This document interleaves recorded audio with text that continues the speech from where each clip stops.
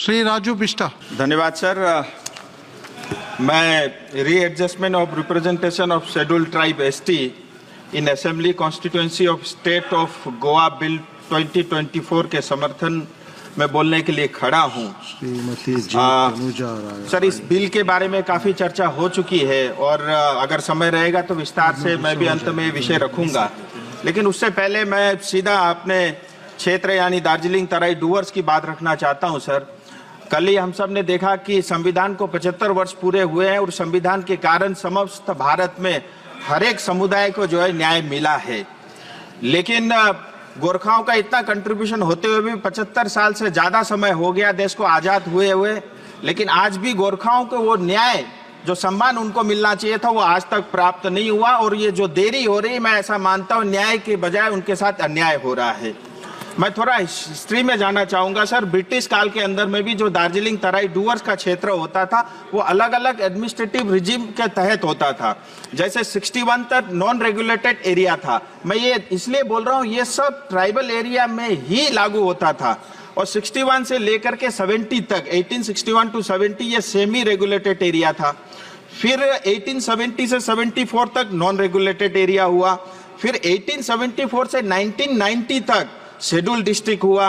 फिर 1990 से 1935 तक ये बैकवर्ड ट्रैक रहा और 1935 से लेके 47 तक ये पार्शली एक्सक्लूडेड एरिया रहा। इस तरह से अलग अलग एडमिनिस्ट्रेटिव सेटअप के अंतर्गत दार्जिलिंग तराई डूवर्स का क्षेत्र रहा। ये सारे स्टेटस ट्राइबल जहां बसते थे उन्हीं को मिलता था। फिर उसके बाद आप देखिए सर, 1931 और 1941 के सेंसस में भी Gorkha as a hill tribe जो है जाने जाते थे, लेकिन आजादी के बाद एक जोब एरिया एक्ट के अंतर्गत 1954 को दार्जिलिंग तराई डूवर्स को जो है वो पश्चिम बंगाल के साथ उसको जोड़ा गया। और उसके बाद धीरे धीरे जैसे अलग अलग 18 सब ट्राइब होते थे, उसमें से जो है 7 अलग अलग सब ट्राइब जिसमें शेरपा, भूटिया, लेपचा, धुपका, योल्मो, तामांग और लिंबू को एसटी का दर्जा प्राप्त हुआ। लेकिन आज भी 11 उपजातियां गुरुंग, भुजेल, मगर, नेवार, जोगी, खस, राई, सुनवार, थामी, याखा, धीमाल अभी भी छूटे हुए हैं। और फिर मैं एक बात आपको कहना चाहूंगा सर, यहाँ हमारे यहाँ डेमोग्राफी बहुत तेजी से चेंज हो रहा है। इलीगल जो है बांग्लादेशी आते हैं, रोहिंग्या आने के कारण हमारा जंगल, हमारा पहाड़ और हमारी संस्कृति और यहाँ तक कि हमारी वेशभूषाओं के ऊपर में भी इसका असर पड़ा है और इसके कारण जो है अनेक कुरीतियां जो है समाज के अंदर में देखी जा रही है। आरजीआई ने भी 2-3 टिप्पणी की उनके पत्राचार में। मैं आपके माध्यम से आरजीआई और सरकार से भी पूछना चाहता हूं। आरजीआई कई बार ये कहता है कि नेपाल और भारत का इंडो नेपाल फ्रेंडशिप ट्रीटी है जिसके अंतर्गत रेसिप्रोकल है, यहाँ भी आ सकते हैं, वहां भी जा सकते हैं।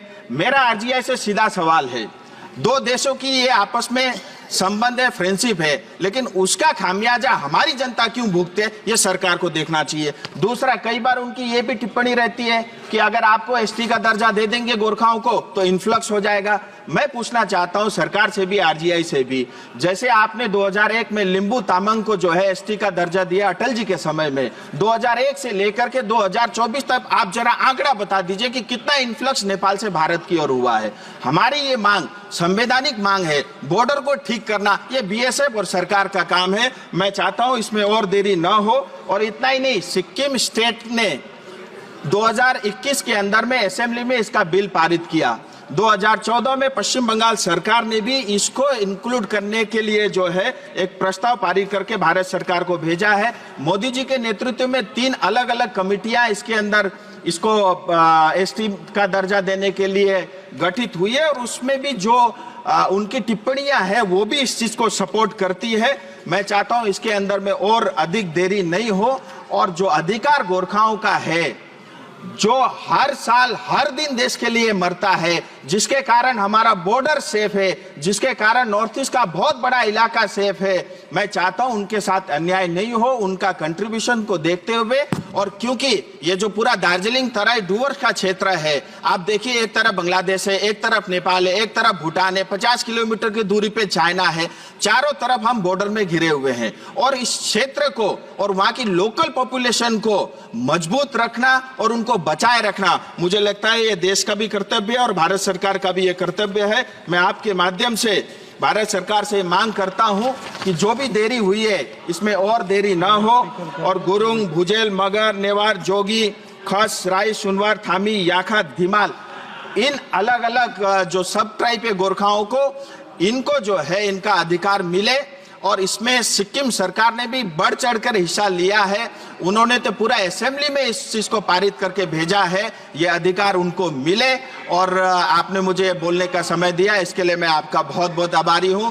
धन्यवाद।